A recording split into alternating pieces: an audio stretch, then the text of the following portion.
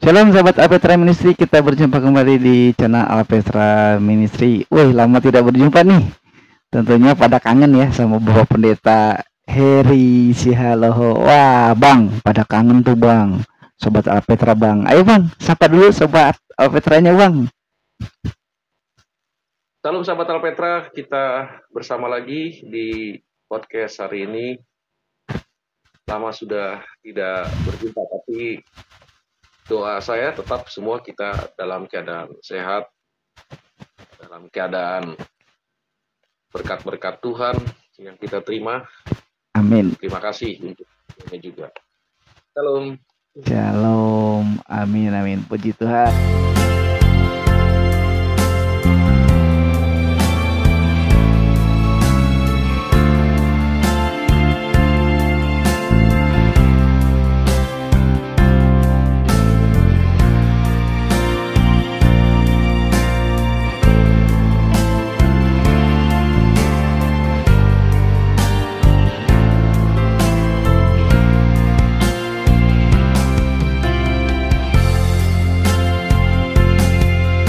Nah, Sobat Apetra, pasti udah penasaran nih, ini apa nih yang mau dibahas katanya. Kita dalam kesempatan kali ini mau melanjutkan dulu eksposisi surat Ibrani ya Bang, yang tertunda. Ini udah pada nunggu-nunggu Bang, mana lanjutannya nih katanya. Oke Sobat Apetra, kita akan langsung aja ya. Mulai dengan eksposisi surat Ibrani dari pasal yang ke-12. Kita mulai dari ayat 18 aja ya.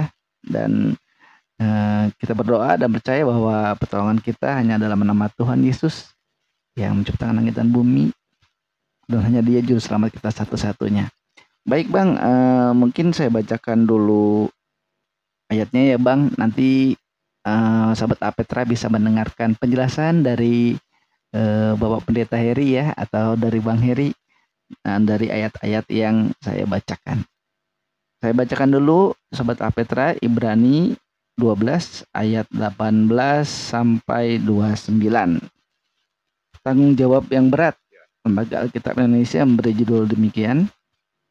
Sebab kamu tidak datang kepada gunung yang dapat sentuh dan api yang menyala-nyala, kepada kekelaman, kegelapan dan angin badai, kepada bunyi sangkakala dan bunyi suara yang membuat mereka yang mendengarnya memohon supaya jangan lagi berbicara kepada mereka.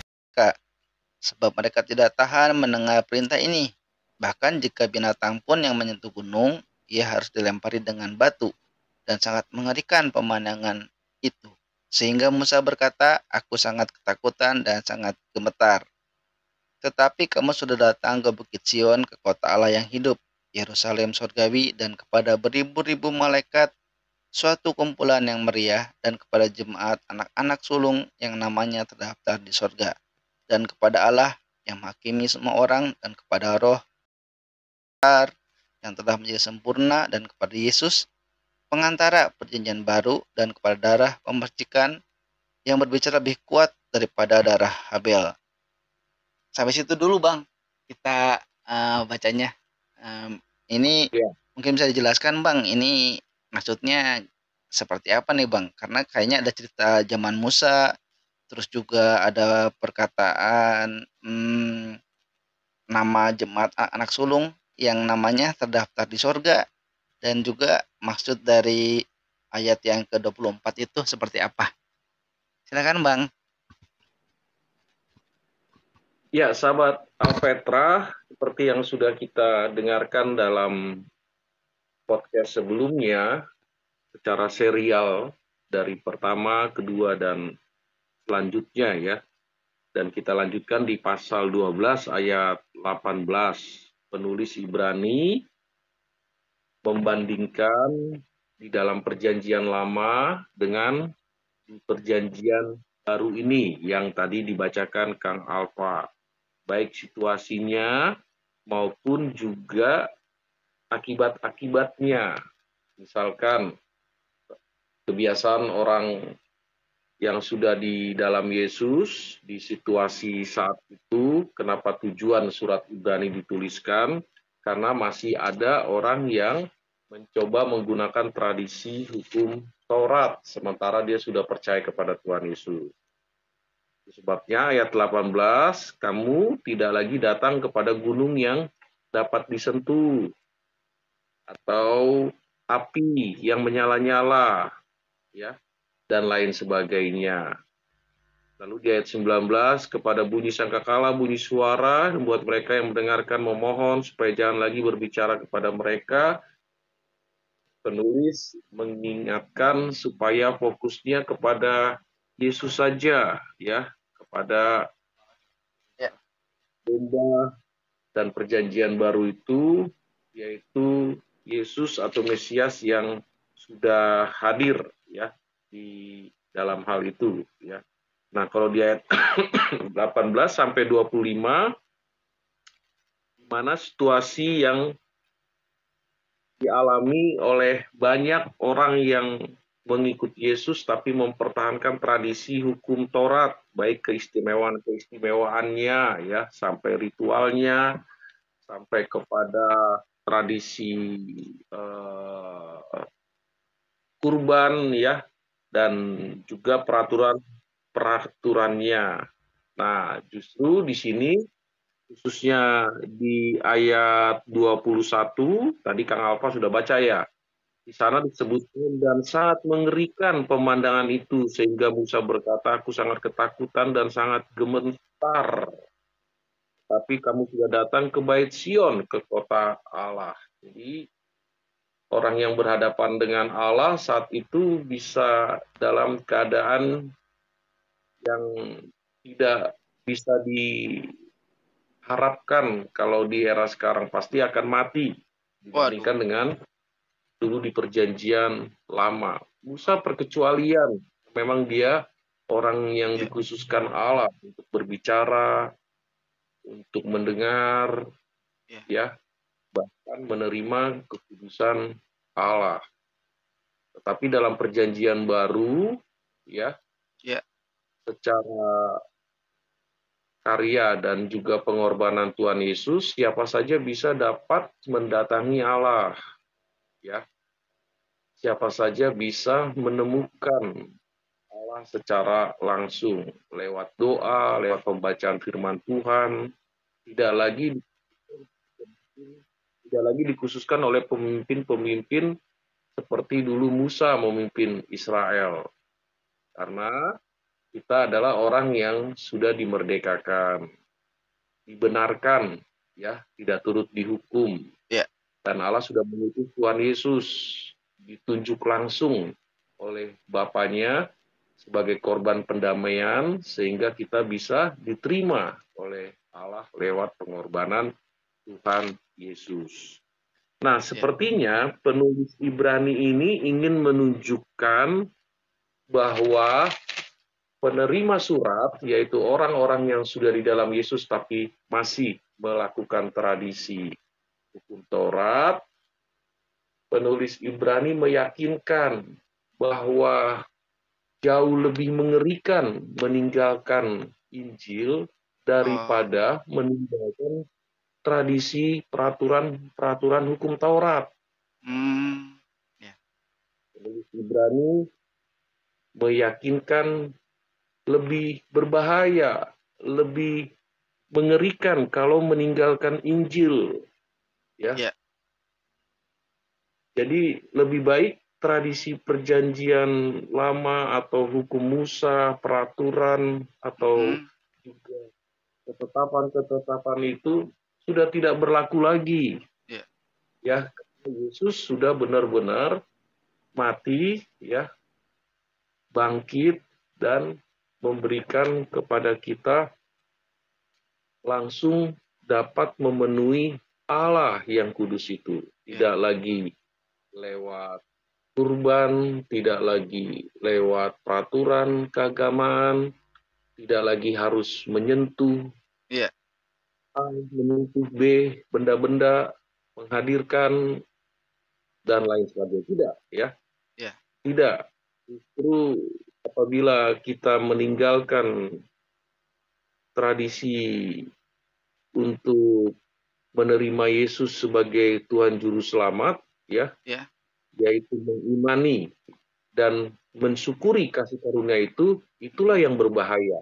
Bandingkan tidak menjalankan tradisi Musa. Nah, gitu ya, sahabat Alpetra ya. Saya Ya. kira paham ya. Iya. Bisa membedakan apa yang dimaksud oleh penulis. Iya. Ya, hal ini kita mencoba membandingkan sebagai orang yang mendapatkan apa itu, emas, Emas ya, atau yang bernilai yang berupa berharga. logam mulia Iya. dan sebagainya, ya, sifatnya berharga, Ya. tetapi akan sia-sia kalau semuanya itu kita terima, tapi tidak membawa kita Ya. berikut dengan harta kita itu yang tadi saya sebutkan ke Ya. surga, ya, atau mati pun tidak akan mengenali itu lagi, Ya. ya, bahkan tidak bisa menghadirkan benda-benda logam mulia Ya. atau yang disebut dengan harta kekayaan. Lebih baik mana ya?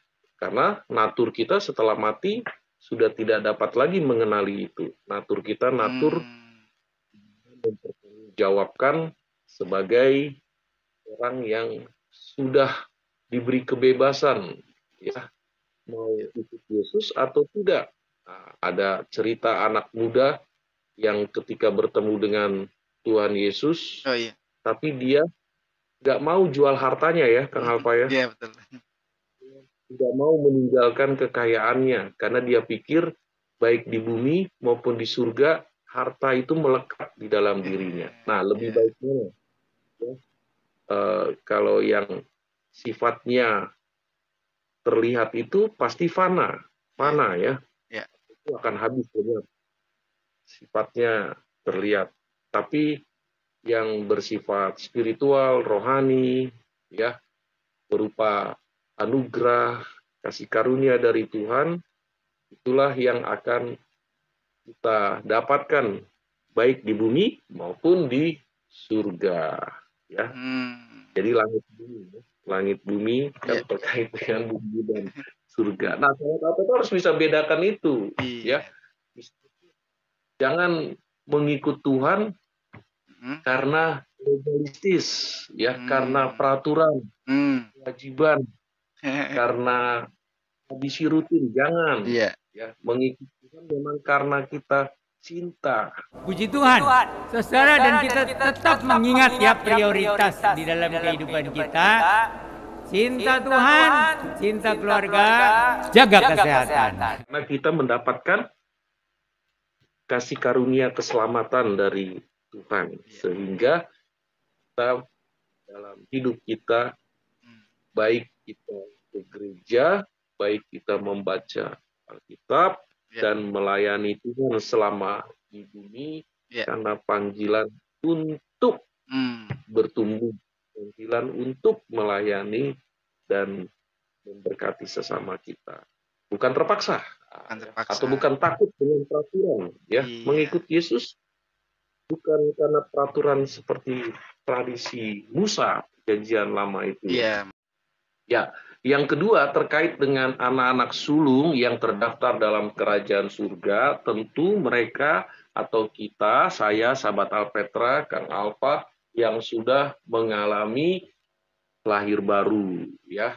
Anak sulung dengan perjanjian lama yang diprioritaskan, ya, yang dikhususkan, yang menjadi pilihan, ya. Kenapa Yakub menjadi anak sulung? Karena Esau menghina, menganggap murah, menganggap remeh kesulungan. Dia menjual, ya, demi sesuap nasi. Akhirnya Yakublah yang menjadi sulung dan mendapat berkat dari papanya, ya, seperti itu.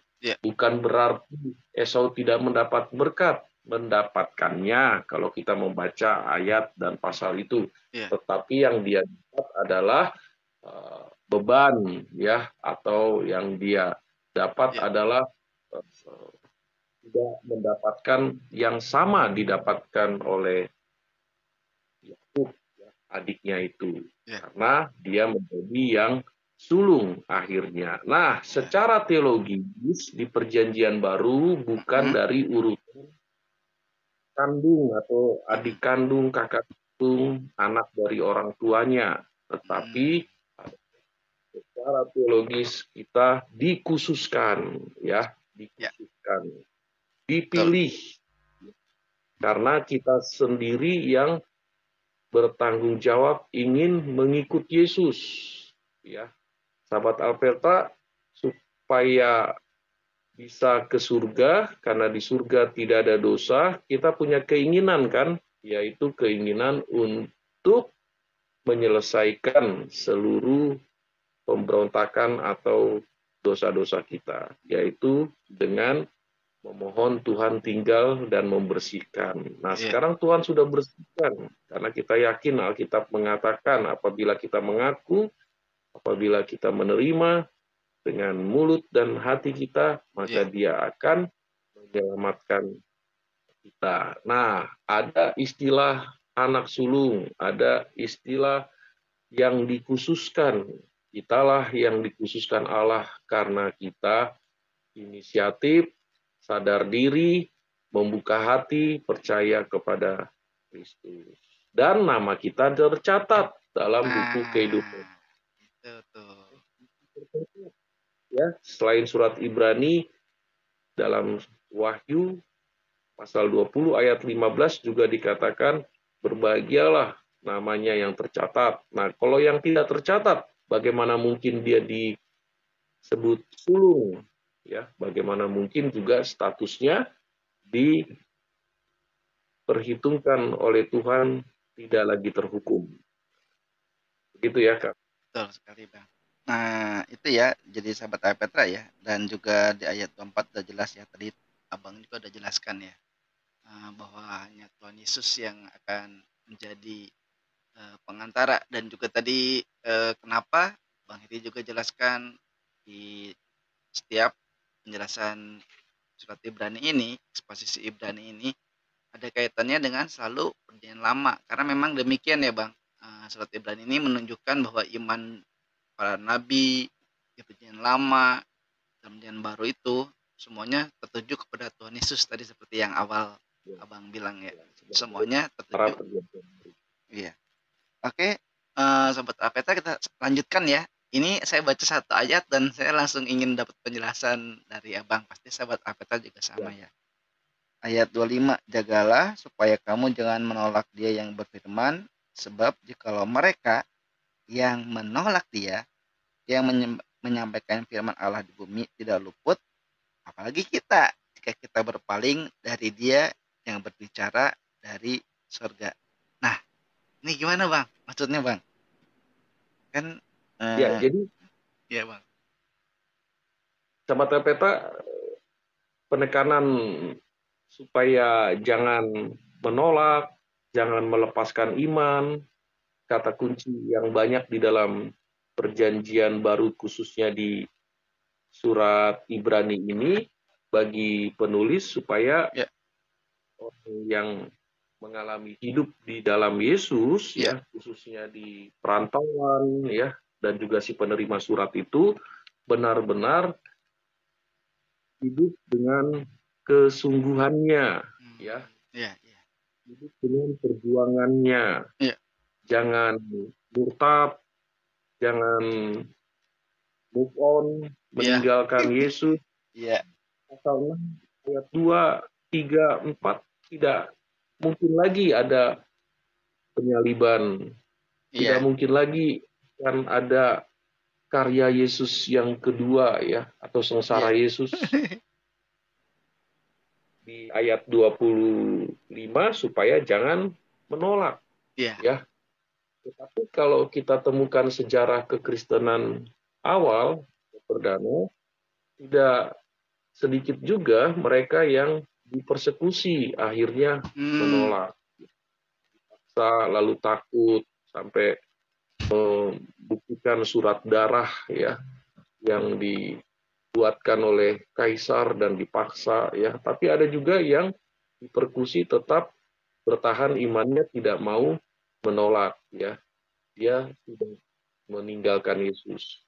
Dia tetap setia kepada Yesus. Nah, artinya surat Ibrani ini penting kita implikasikan, terapkan dalam kehidupan sekarang yang mana banyak gereja yang dipersekusi ya, dari segi gedung dihancurkan, tidak boleh diizinkan berdiri, Iya. dari segi rohani kita gereja yang terancam, yang dipandang sebelah mata, bahkan dianiaya ya, bahkan sampai mati dan lain sebagainya. Nah, jauh sebelumnya penulis surat Ibrani kepada orang-orang rantauan, orang-orang yang menerima surat ini ya, supaya jangan menolak Yesus ya. Jangan ya, atau jangan ada intervensi lain ya, sinkritisme. Selain dia percaya pada Yesus, tapi masih percaya juga tradisi, Itu dia. peraturan Musa atau hukum Taurat, atau dalam konteks sekarang atau situasi sekarang Hmm. masih menerima ajaran leluhur Wah, ya. itu dia. Ada yang kita terima baik ajaran dan juga budaya yang ditinggalkan leluhur, tapi terkait dengan spiritual ya, kuasa-kuasa Ya. batinan, kegelapan ya, yang tidak melampaui akal sehat kita, kita tinggalkan.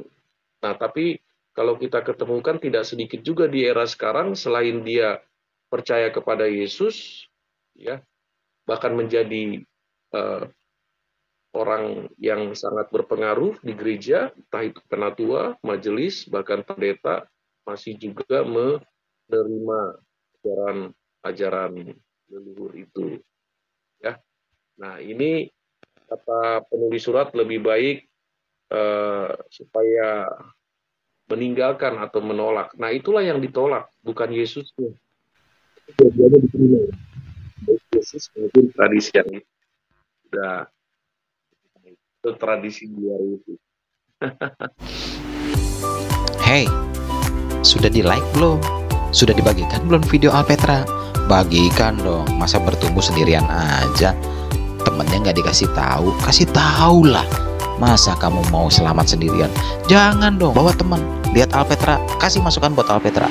Ayo bertumbuh bersama dengan Alpetra. Like, jangan lupa dibagikan. Yang penting kita bersama bertumbuh. Jaga kesehatan, cintai Tuhan, sayangi keluarga. Shalom dari Kang Ode. Ya, Ayat 26, Bang. Ini yang menarik di ayat 26, 27 dan 28 itu ini sebenarnya berkaitan dengan akhir-akhir ini banyak isu-isu nih, Bang, tentang ayat ini dipakai sebagai dalil atau sebagai landasan bahwa Tuhan Yesus akan segera datang, kiamat segera tiba gitu, Bang. Nah, Bang, bisa tolong dijelasin, Bang, apa arti dari satu kali lagi aku akan mengguncangkan bukan hanya bumi saja, melainkan langit juga. Tapi kan di ayat selanjutnya dijelasin ya, Bang, oleh ayatnya di bawahnya itu kan dijelasin lagi. Ungkapan ya, satu kali lagi itu menunjuk kepada perubahan pada apa yang dapat digoncangkan. Karena ia dijadikan supaya tinggal tetap apa yang tidak tergoncangkan. Nah, ini gimana nih, Bang? Jadi saya sendiri juga bingung nih, Bang. Maksudnya gimana digoncangkan, tidak tergoncangkan itu gimana nih, Bang? ya baik.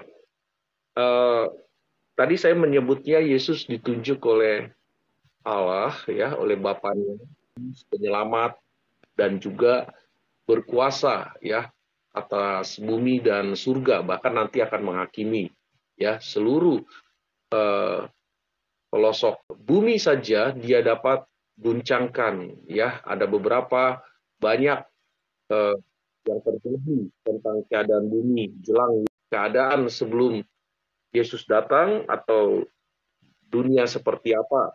Ya, Yesus berkuasa atas alam semesta ya. Ya. Angin ribut dia redakan, angin ribut dia hentikan. Itu bukti dia berkuasa. Alam semesta akan berakhir di penghujung babak akhir dunia ini ya. Nah, Bintang-bintang nah. bersinar lagi, ya. Tetapi Ya. firman Tuhan selama-lamanya tetap selama-lamanya sampai Nah, selama-lamanya ya. nah, Tidak kata. ya.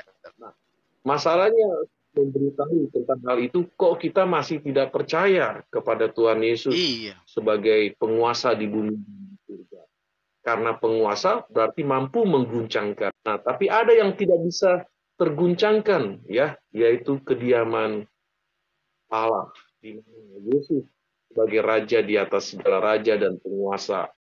Sampai bumi berakhir kita tidak mau percaya, kita menyebutnya maut sebagai upah dosa.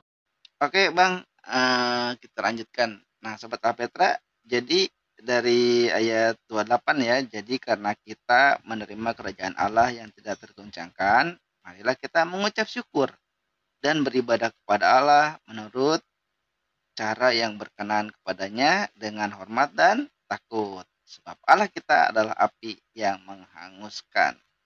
Nah, jadi sudah jelas ya, tadi dijelaskan juga oleh Bang Heri, dan ayat demi ayat Alkitab itu selalu saling menjelaskan.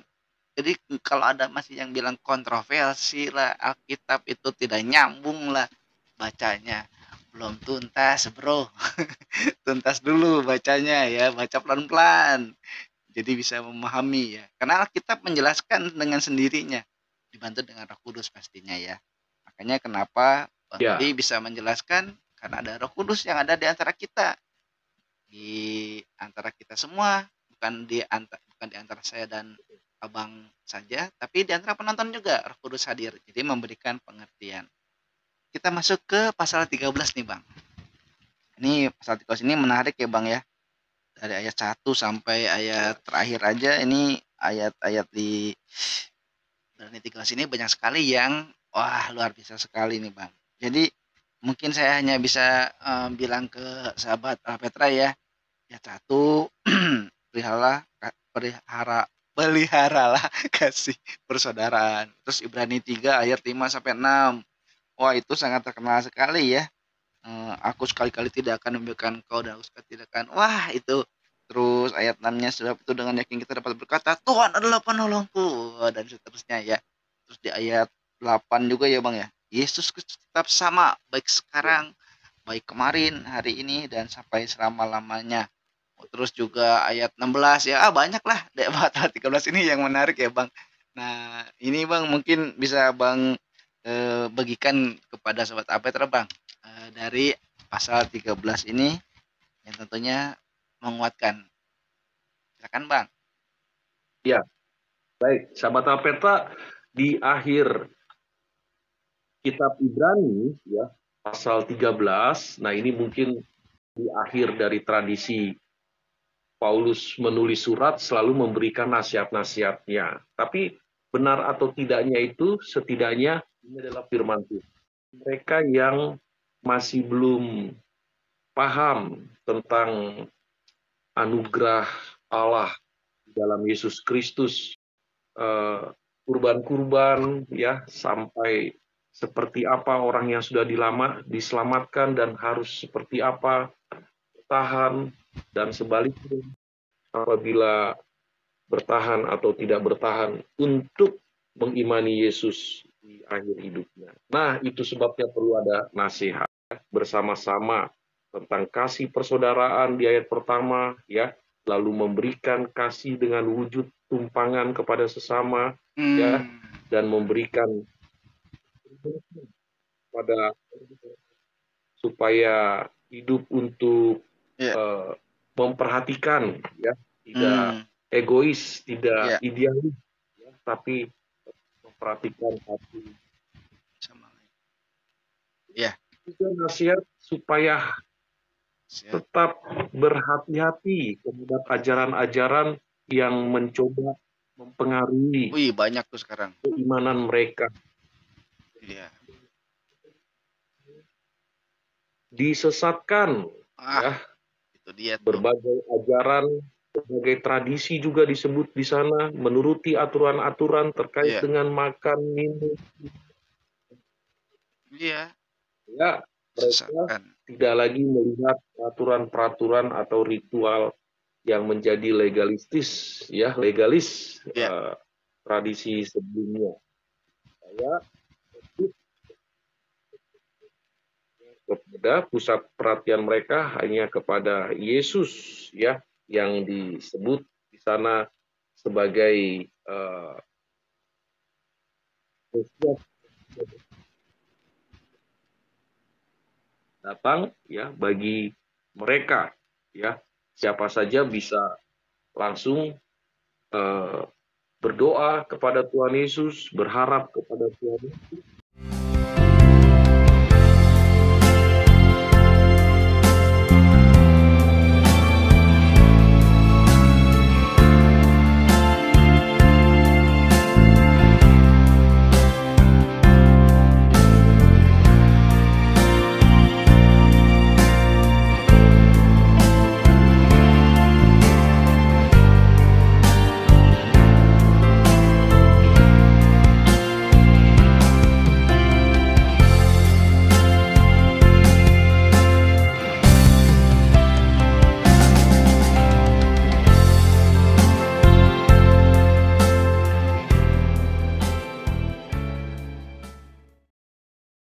Lalu nasihat yang paling utama terkait dengan penekanan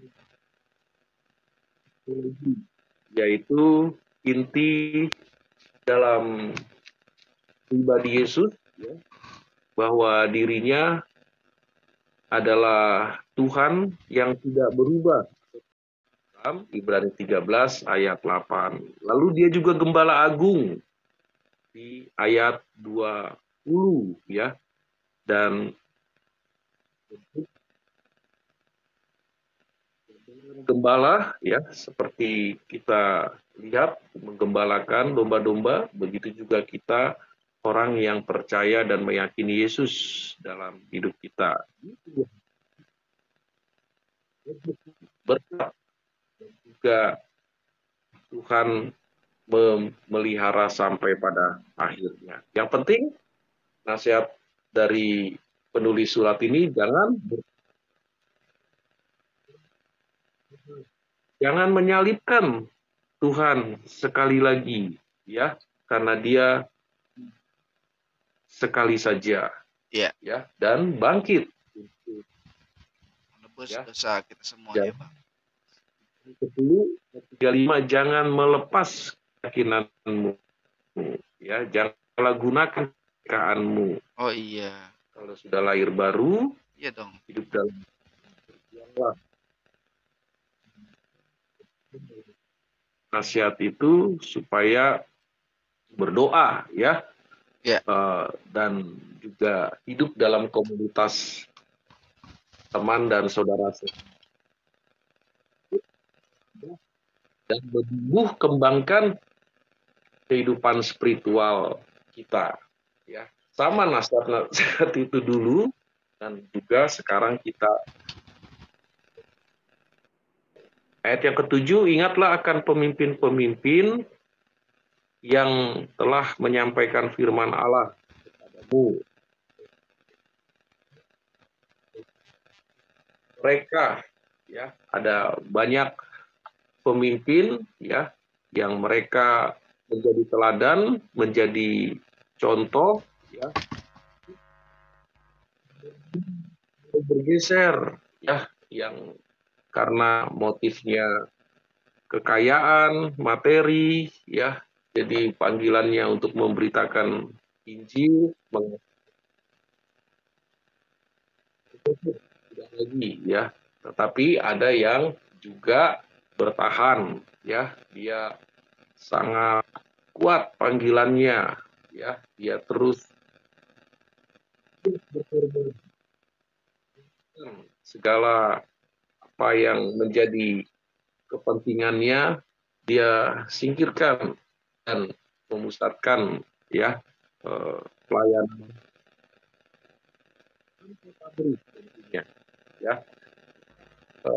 Gereja di awal atau gereja perdana, kenapa ada surat Ibrani, ya, sejak dulu sudah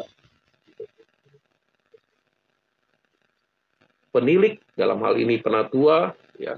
Ada diaken, dalam hal ini yang membantu pelayanan gembala, ya, atau rasul-rasul.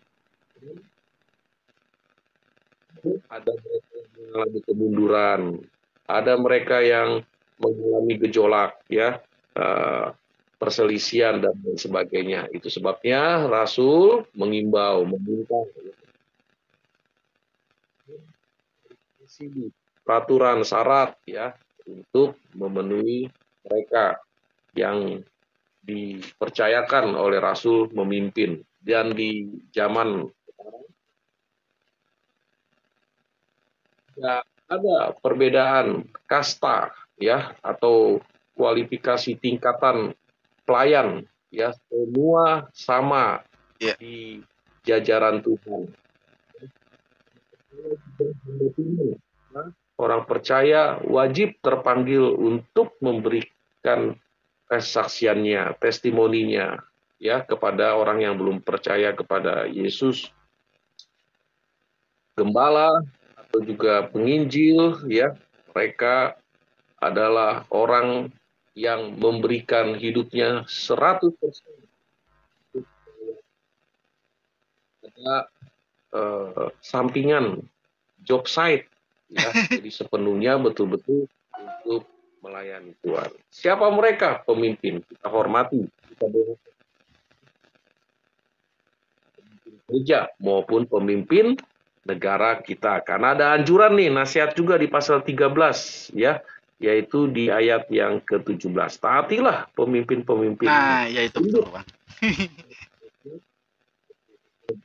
Pas jiwamu sebagai orang yang harus bertanggung jawab atasmu. Tetapi apabila pemimpin menyalahgunakan wewenangnya, jabatannya, ya, kita juga tapi bukan melakukan demonstrasi menjadi anarki, tidak, ya, Iya dong. akan sendiri. Begitu kira-kira maksud di pasal.